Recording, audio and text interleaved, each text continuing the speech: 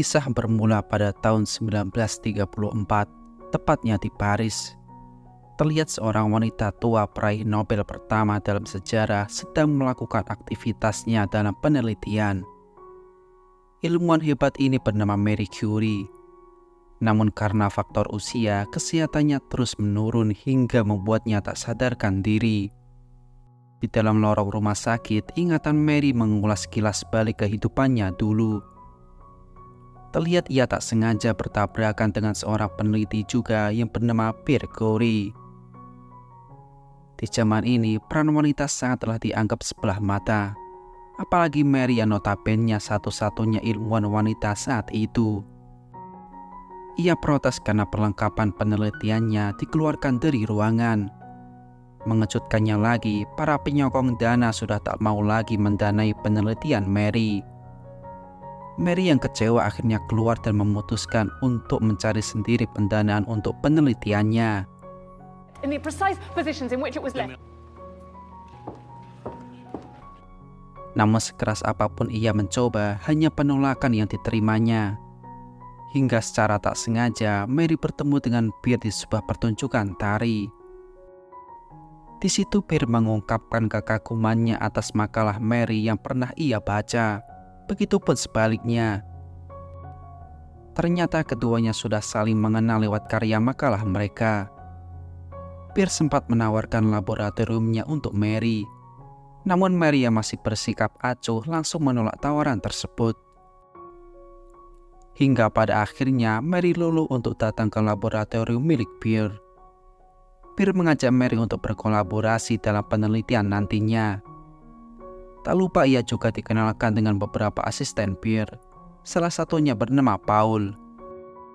Terlihat Marie mengukur uranium dan ia menemukan radiasi lebih sedikit dibanding yang telah ia temukan di bijinya. Bijinya lebih kuat dari unsurnya. Ia yakin pasti ada anomali pada hasilnya. Setelah melakukan tes sebanyak 6 kali, insting Marie berkata ada unsur lain yang mengacaukan hasilnya. Pierre menduga apa Marie telah menemukan sebuah unsur baru. Tawa keduanya cukup menjawab pertanyaan tadi. Pierre kemudian mengajak Marie mencari alat ukur yang lebih canggih dibandingkan kepunyaannya.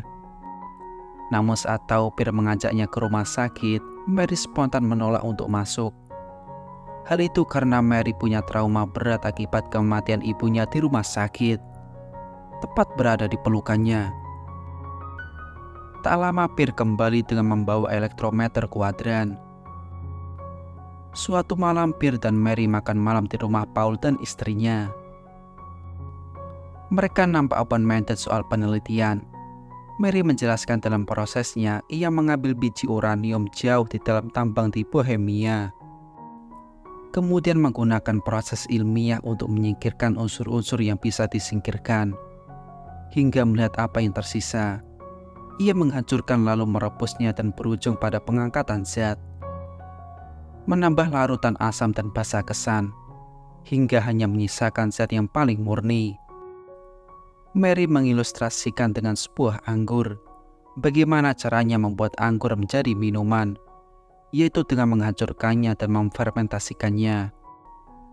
Singkat cerita, kedekatan keduanya pun menghasilkan rasa cinta yang berujung pada pernikahan. Pierre memberikan hadiah sebuah bangsal bekas untuk dijadikan laboratorium oleh Marie. Tak hanya itu, Pierre juga menghadiahkan beberapa karung biji uranium untuk Marie. Penelitian keduanya pun terus berlanjut hingga akhirnya Marie hamil dan melahirkan anak pertama mereka, yang diberi nama Irene. Setelah melahirkan, Marie justru semakin getol melakukan penelitiannya.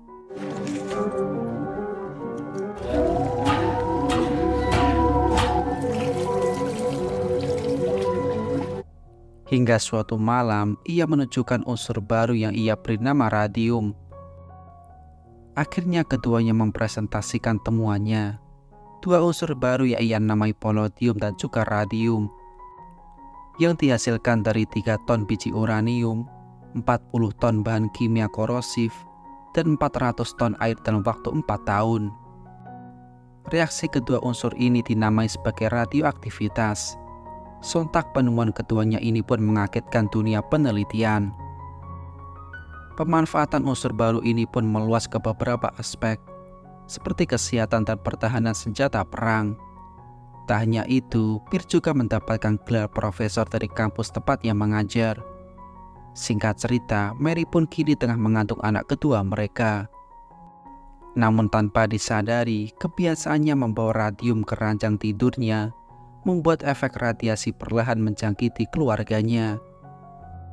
Pemanfaatan radium pun semakin melebar, seperti korek radioaktif, rokok radioaktif, hingga coklat radioaktif. Dari dunia kesehatan ternyata salah satu dokter menaruh radium klorida pada sebuah tumor, dan hasilnya mengalami penyusutan. Mary begitu senang mendengar penemuannya bisa bermanfaat bagi dunia kesehatan. Terlihat seorang dokter mendekati anak bernama Peter yang mengidap penyakit kanker. Ia akan menjadi pasien anak pertama yang akan menggunakan sinar X untuk pengobatan. Setelah sekian lama menunggu, akhirnya proses pengobatan mempunyai awalan yang bagus. Mary mulai mempertanyakan kenapa suaminya akhir-akhir ini sering batuk. Tapi ia belum sadar bahwa semua itu adalah efek radiasi. Tak lama keduanya pun dikarunia putri kedua bernama Evie. Peer di situ juga memberitahu istrinya bahwa atas jasa penemuan radioaktif itu mereka masuk nominasi penghargaan Nobel.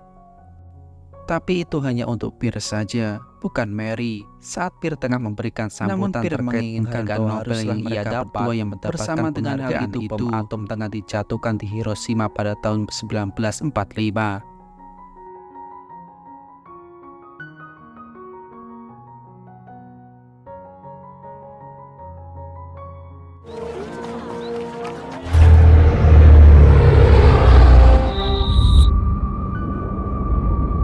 Sekembalinya dari penghargaan Nobel, terlihat Mary marah besar kepada Peer. Mary menduga Peer telah mencuri kecemerlangannya, sehingga hanya ia yang mendapat penghargaan Nobel. Peer menjawab bagaimana ia mengajak Mary, sedangkan kondisinya baru saja melahirkan anak keduanya. Perdebatan itu pun ditutup dengan tamparan kilat Mary. The achievement. Namun tak lama, keduanya saling memaafkan tatkala Mary tahu bahwa Peer tengah sakit batuk berdarah. Malamnya, secara tak sengaja saat Peer tengah berjalan, naas ia tertabak kereta sampai menyeretnya hingga akhirnya meninggal di tempat. Peristiwa itu pun begitu membuat Mary depresi. Belum sembuh akan trauma kematian ibunya, kini ia harus kehilangan suami tercintanya. Setiap malam mimpi buruk selalu menghampiri tatkala rindu kepada sang suami semakin menggebu-gebu. Dengan meninggalnya Peer, pihak universitas tempat Peer mengajar lantas menganugerahkan gelar profesor sekaligus pengajar kepada Mary. Kini ia melanjutkan hidupnya dengan tetap menjadi ilmuwan dan mengajar didampingi Paul sebagai asistennya. Kita kemudian diajak melihat di daerah Nevada pada tahun 1961. Sebuah kota buatan yang disiapkan untuk melihat kedahsyatan bom atom. Ledakan itu pun melelehkan semua yang ada, terutama manekin yang dibuat persis seperti orang hidup.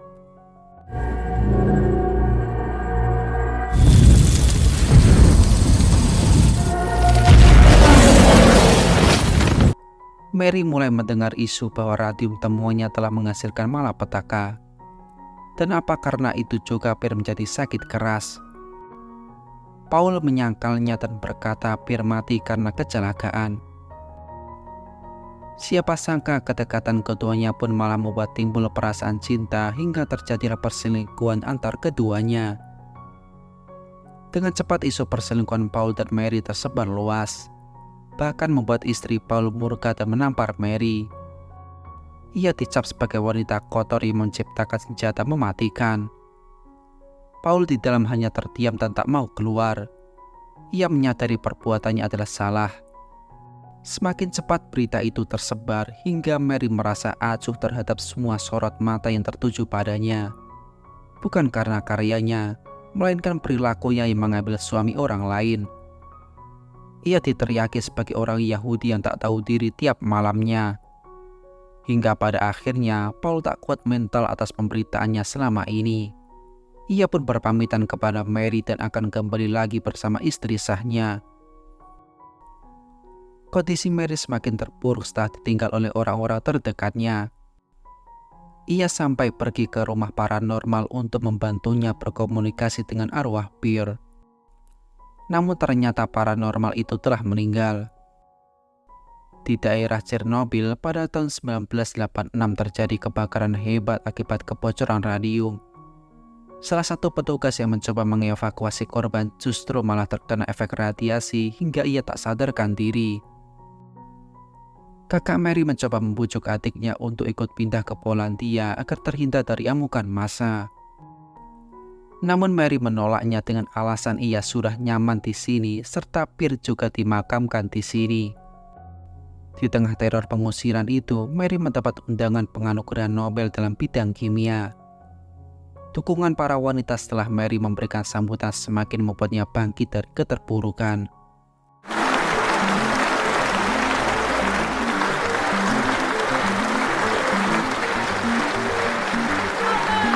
Ia mengatakan radiasi yang sementara dianalogikan uranium jauh lebih intens.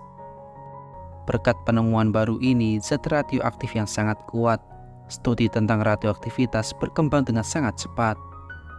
Tak terasa Irene telah tumbuh dewasa dan menjadi petugas kesehatan di sebuah rumah sakit. Irene mengajak ibunya untuk masuk namun ia tetap menolaknya. Hingga kemudian Irene menunjukkan beberapa pasien yang telah kehilangan beberapa anggota badannya. Irene menginginkan ibunya memanfaatkan pengetahuannya untuk mengobati pasien tersebut. Menjadikan perang ini sebagai perangnya juga. Mary kemudian menemui Profesor Lippmann, orang yang dulu pernah mengusirnya dari laboratorium. Mary ingin ikut berperang dengan ilmunya, yaitu dengan sinar X untuk melihat seorang prajurit yang terluka perlu atau tidak diamputasi anggota tubuhnya.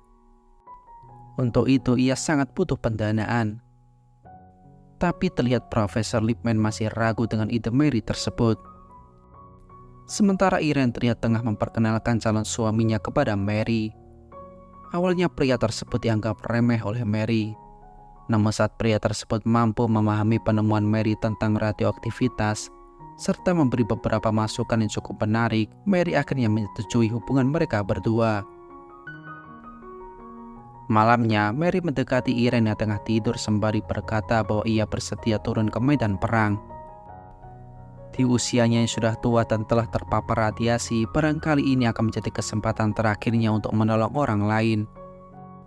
Paginya, Mary dan Irene bertemu dengan Menteri dan Profesor Lippmann untuk membahas pendanaan yang ia bahas waktu lalu. Namun sang menteri ragu kalau ia bisa mengabulkan permintaan Mary tersebut. Akhirnya Mary memberikan jaminan berupa 2 hadiah Nobel yang ia miliki. Mary ingin 2 emas murninya ini dilebur dan digunakan sebagai modal perang. Ia lebih suka 2 penghargaan itu juga dirasakan oleh orang lain juga. Membiayai sinar X miliknya untuk mengobati orang lain, agar tak terjadi kejadian kaki terkilir harus diamputasi. Mary ingin pengetahuannya sedikit mengurangi jumlah korban salah penanganan.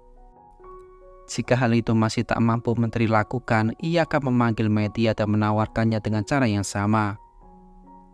Untuk itu, Mary menginginkan ambulan dan sinar X. Maka tak ada pilihan lain bagi menteri selain menurutinya. Terjunlah Mary bersama Irene ke medan perang dengan beberapa ambulan jadul.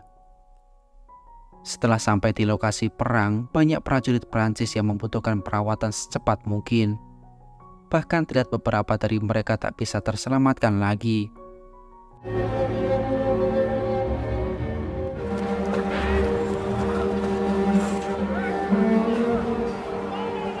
Di rumah sakit, ingatan kelam Mary kembali muncul. Ia melihat bayangan dirinya bersama sang ibu sebelum akhirnya meninggal dunia. Dan bahkan bayangan lain seperti korban dari radiasi temuannya. Petugas pemadam waktu lalu, korban bom atom Hiroshima, sampai bayangan suaminya. Tapi di sisi lain, ia juga melihat pemanfaatan temuannya dalam bidang kesehatan.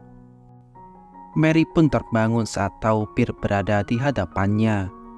Pierre menemani Mary keluar dari rumah sakit karena ia sudah tak kuat dengan trauma tersebut. Pierre berkata tulang-tulang Mary mengalami penyusutan karena efek radiasi. Di sini terlihat sebenarnya Mary tengah berhalusinasi bertemu dengan arwah Pierre. Setelah itu, keduanya ingin melanjutkan kehidupan yang lebih baik lagi.